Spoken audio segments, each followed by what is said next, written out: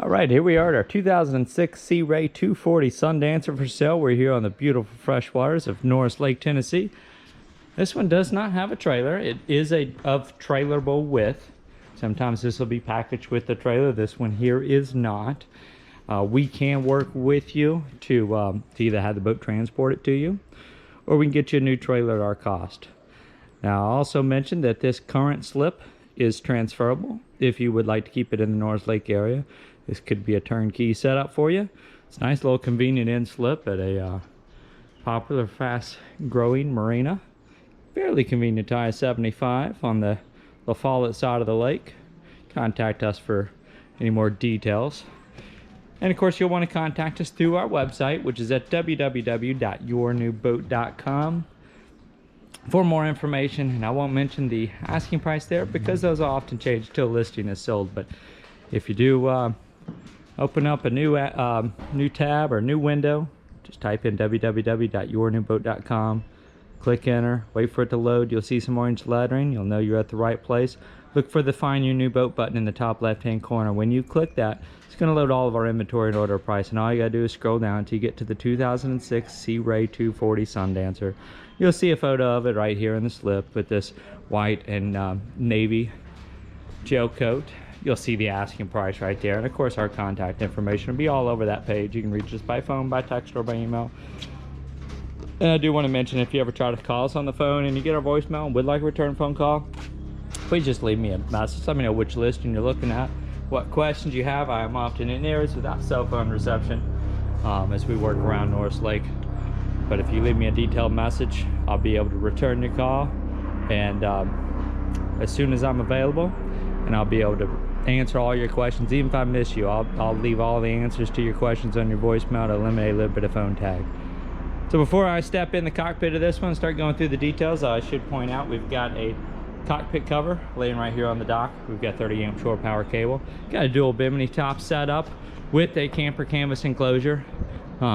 Full disclosure, the seller has informed me that one of the zippers on that camper canvas enclosure does need to be replaced.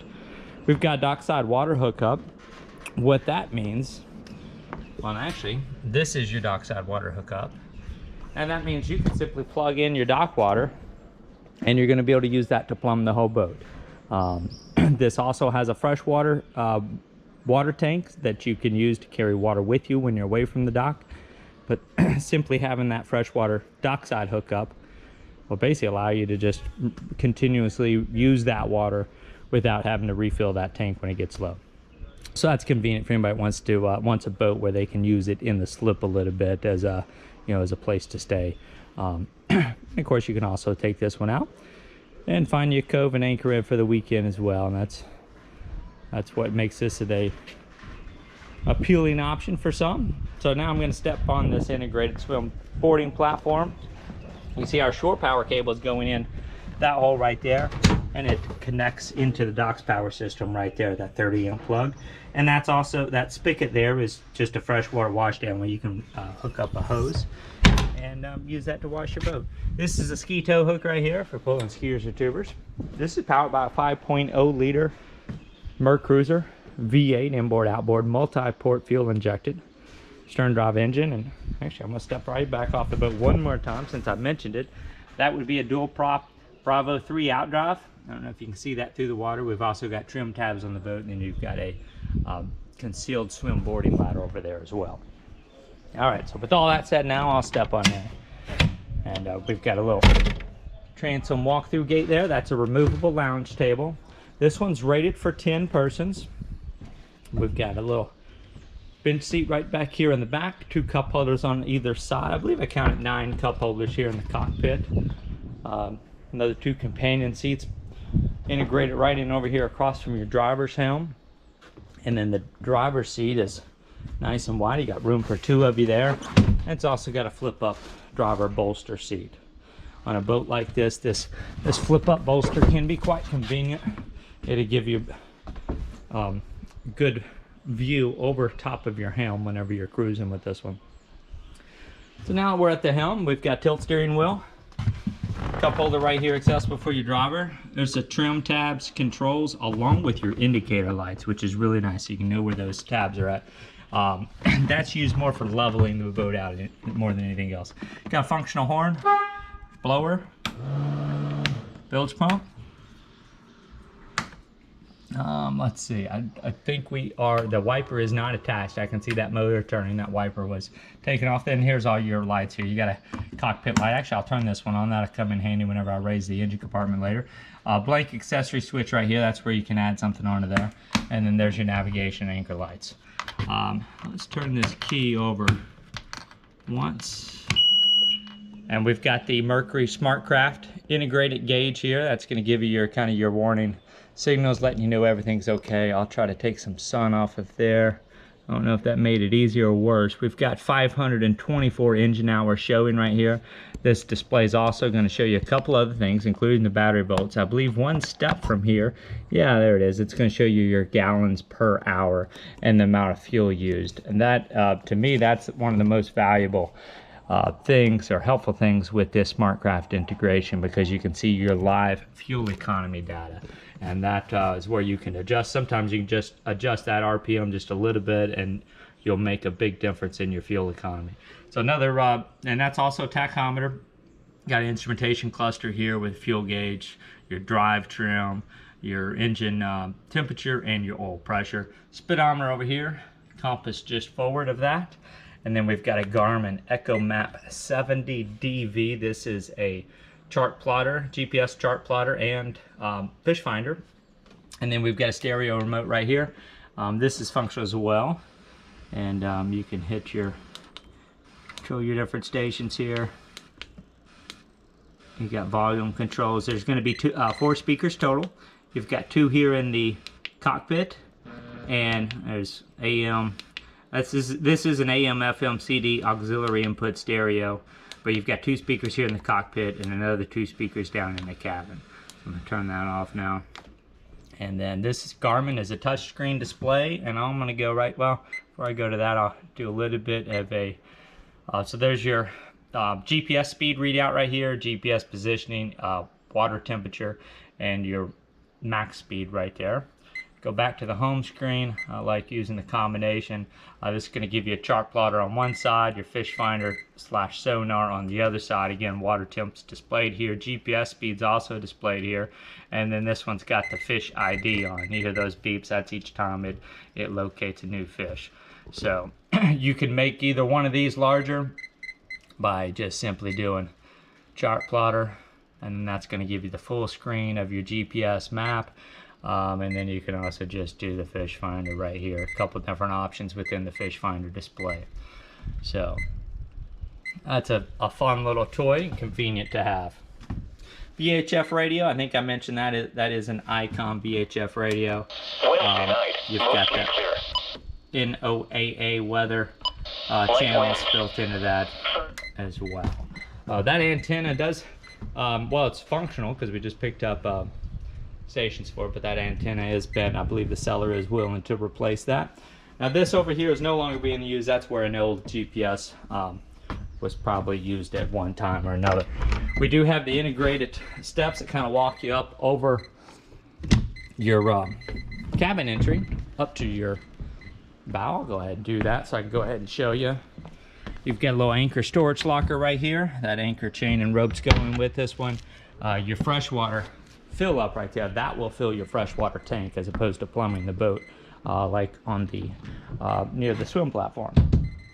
So I'll close this windshield behind me and step right back down into the cockpit, turn around and open up your helm or your cabin entry door there, turn that off so those fish finder alerts are no longer beeping at us. And I'm going to step down into our cabin. Now this is your V-berth. Now I'm going to have photos of the V-berth made into a bed, also made into a table, and then the table is removed right now. So I'll have photos of all 3 of those options of the slideshow page at our website. And I do want to point out we've got a cushion over here that could use being having some new fabric put on there. We got a 12-volt outlet here and a GFI 110 outlet right here, right next to your little galley area. We've got an integrated microwave, Again, these are your two more speakers down here in the cabin, one on either side. There's your AC right here, and you can just hit cool, and this guy will turn right on. And then this vent's blowing right here, and this is a 7,000 BTU cruise air reverse cycle unit, meaning it's going to make cool or warm air. Hanging closet here, and this is also where your filler cushion for the V berth is stored, and that's your little hanging rack right there, hanging clothing, jackets, and whatnot. We do have a Norcold. This is a 12-volt or electric refrigerator, and simply close it. That got to turn on right there, and this will, again, this is going to work off of Dockside shore power or 12-volt power. And then you've got a single burner range top cooking surface. Now this is an alcohol cook surface, alcohol only, non-electric. This is where you're going to refill that at, and this is where you will put your pot or your pan that you're cooking with. And these little pot holders you can slide to basically, well, slid it right off the track there. We'll put this guy back in. You can use this to basically hold your pot or your pan in place when you are cooking with it. That's what those are there for. Loosen that up and pop it back up. There we go. And then this is your catch. Keep that lid open or closed. Again, that built-in microwave. You got a small little galley sink here. This is basically your power panel. You've got your 110 power, and this is your 12-volt power. And then here is your Clarion. Again, this is a AM, FM, CD, auxiliary input, and satellite ready stereo. There's your power right there. And that'll power right up, and again, you've got two speakers down here, two up in the cockpit. 12-volt lighting throughout. You got a small little storage compartment right here, and you've got a little cover for your sink. You're using this more as a prep surface or a counter surface. Lighting throughout. Also should show you, back over here in the dinette seat, we've got a little integrated shade. So this will do a screen, okay, and then you can close that and this open up. There's your hatch, and then you can go full on privacy shade right there. So you got a couple different options there. Again, 12-volt lighting throughout. This is kind of a roomy V berth. Try to get you the full 360-degree tour without moving so fast that make you nauseous. Head compartments right here. We do have a Porta-Pottie with a pump out. Okay, that means you do not have to empty this Porta-Pottie manually. You can pull up, depending on your lake, they may come right to your boat and pump out. Most places here on Norris Lake, you can at least get pumped out of a fuel dock, or you can do seasonal pump outs. Small little sink. This is going to double as a shower by just pulling out. Well, gotta loosen it up.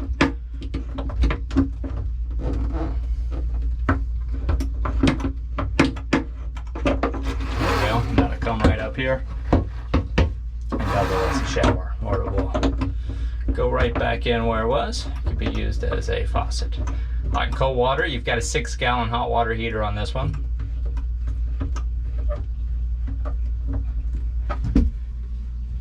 And a little integrated mirror right there as well.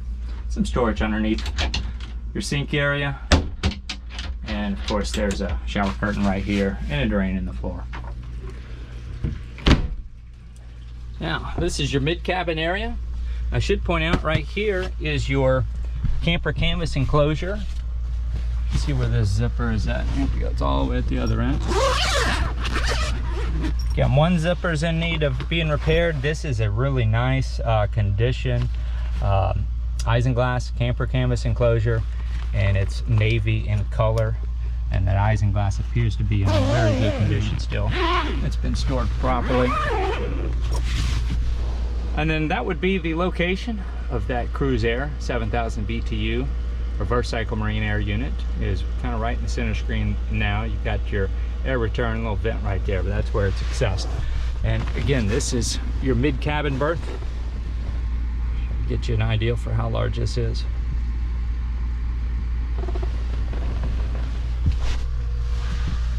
And you've got a small little porthole right there, and then that's kind of your headroom for getting in and out of there.